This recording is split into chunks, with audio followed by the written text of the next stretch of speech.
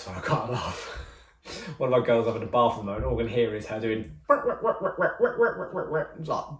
rolling around in the bar.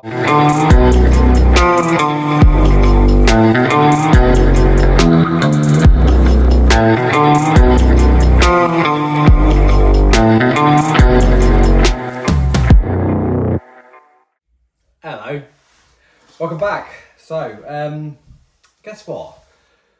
I've been to the Queen's Estate today. I've been to Sandringham.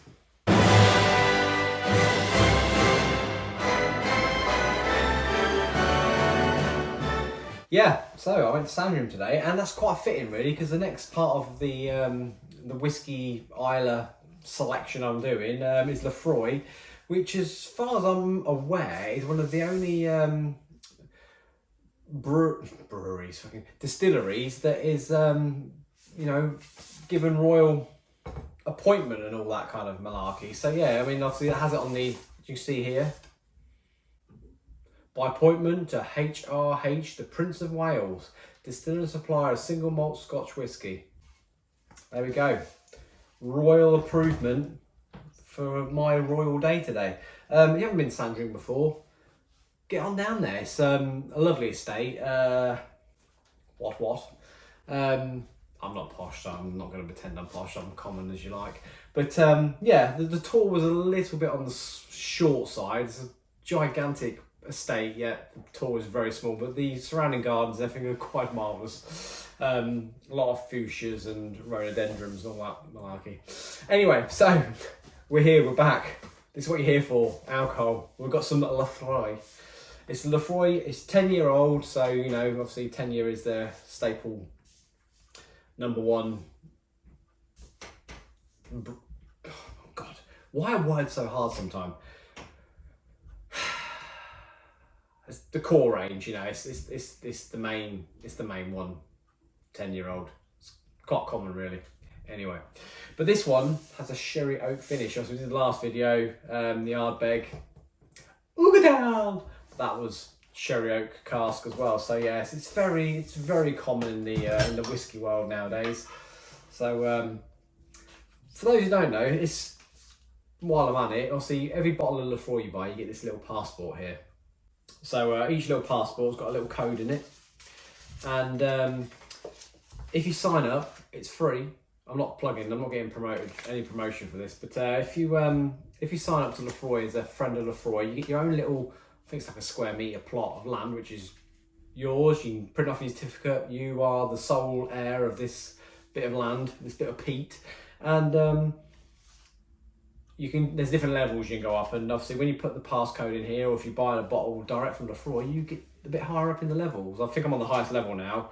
Well, that's a bit of a skank. I didn't get one of this. Look, unique code, nothing in there. But anyway, I'm on the highest level. Which means when I go to the distillery, which I shall be at some point, I'll get an upgraded dram. Something for free, innit? So to do something for free and get something for free, can't complain. So yeah, here we are. So I've done this bottle before, not so much of a review, but on my other channel, Jigs' Lounge Cigars and Drinks, I actually paired this up. This is the first ever video I did on that channel, and I went for the Laphroaig, and this is the bottle I used. So yeah. Here we are with the Sherry Oak Finish. Let's give it a little pour up. You see from the bottle already that it's already, you know, nothing more pisses me off more than a not very good cork pop. That's better. So obviously this is going to be a wee bit darker than standard Laphroaig, the 10, or even the Warehouse one I've done recently. What other ones were done? The Select. Because this obviously has got the sherry cask, so it's picked up a good bit of colour from the sherry casks. So, straight away, I see I'm not much of a sherry drinker. I don't drink a lot of sherry, but to me, this has got a kind of a port smell. So, I don't know if you drink a lot of port, but to me, this has got a very high port smell, fortified wine. it does settle down the, it's still there, so right, it's subtle, it's more subtle, but the general Laphroaig, brine and sea salt, I say that every time, but same horse, isn't it? You know, the sea breeze, all them standard Laphroaig notes are there, but they does seem to be settled down by the overtone of sherry, but how I'm smelling it is port. I'm getting port.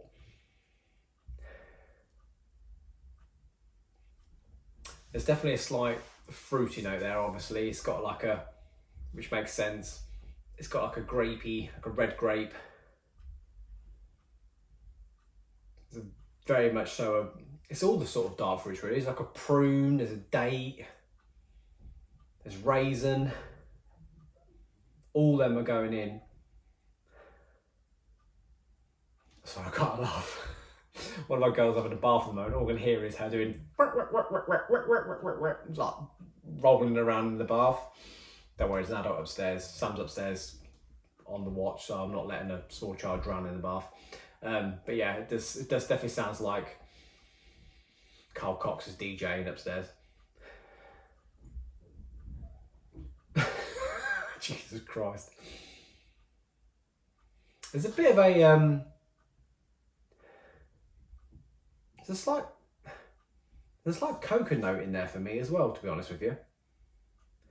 Only slightly, but it's definitely there.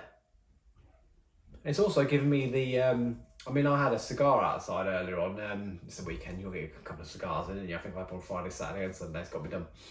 Even though I probably shouldn't mention that word in here because YouTube hates sticks. But yeah, it's got a slight, there's a slight note of a on there as well.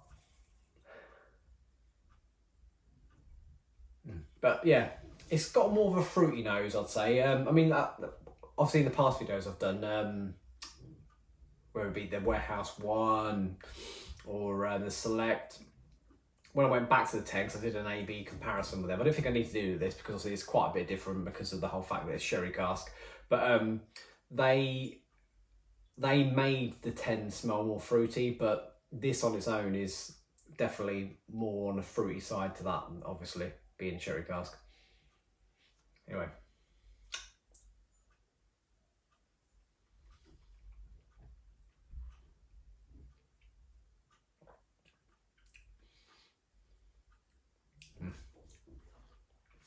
It's definitely got, you don't get it much on the nose, but in the palate, it's definitely got more of that medicinal, medical kit kind of taste, you know, the iodine. It's definitely more salt and brine in the palate than there is on the nose. Definitely comes through more. But it sort of finishes with that fruitiness comes in the finish. It's not, it doesn't hit you immediately, but definitely getting it there in the finish.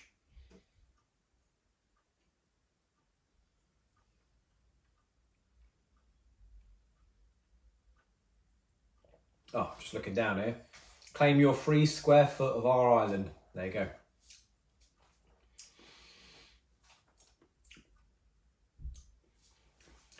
It does seem to pack a bit more punch than the standard 10. It definitely leaves a bit of a burn longer in your mouth. The finish is quite long.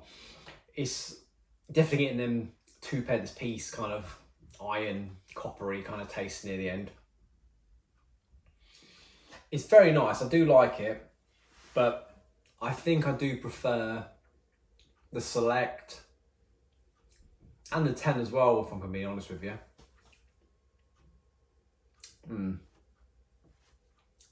But it has got a nice lot of sort of different taste to it, but I do think I prefer them.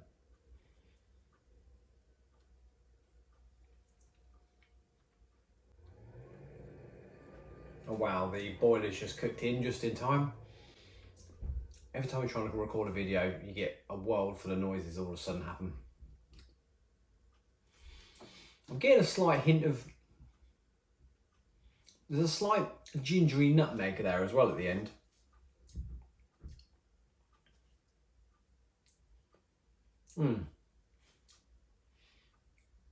haven't talked about its legs. Right said Fred would be furious right now. Yeah, it's got some fairly decent legs. They're a lot faster than some of the other bottles I've opened recently. Yeah, they're coming down fairly quick. No Christmas lights on this one.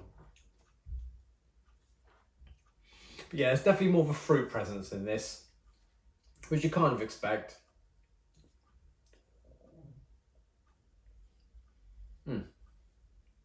It is a nice dram, but I will say that I do prefer the standard 10 and the select and the warehouse one as well, to be honest with you. The next bottling of this I've got to do a review of is the 16. But it's still nice. There's nothing wrong with this. It is very, very nice, but I don't know if I'm sherry cast out. I don't know. There seems to be a lot of it in the ring, but I'm not sure if it brings much to this.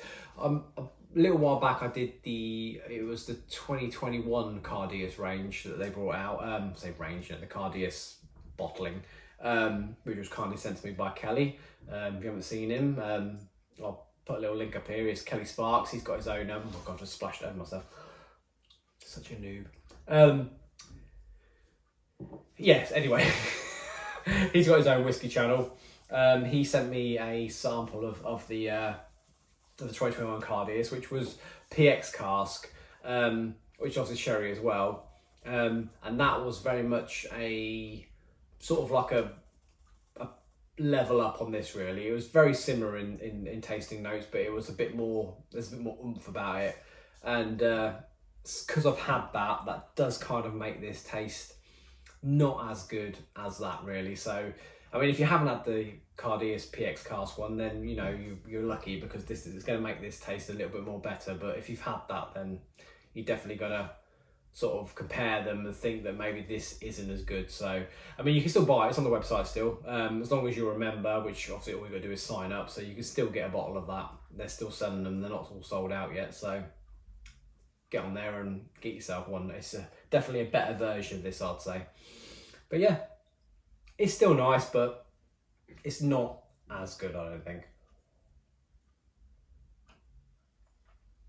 So yeah, I'll leave that there. Once again, thank you for watching. And if you'd like to subscribe. Thank you to everyone who commented on the last video. There's been a few little comments on the last video. It's a good conversation, really, on the Ardbeg Ugadal. So yeah, no, I'll say it out now. Obviously, I always message people back, because I'm clearly not big enough as a channel to not message you back. I've got enough time on my hands to message back to the 4 or 5 people that message me. But really appreciate your comments and getting in touch. Thank you very much. So this is to you guys, and I will see you all on the next video, which will be Ardbeg. I'm not sure yet. It'll either be the Ardbeg Scorch or the Ardbeg Wee Beastie. So if you have watched this, let me know which one you prefer to see first, and I will do that, depending on which 3 or 4 of you message back, tell me which one you want. So yeah, cheers, and I'll catch you in the next video. Thanks for watching.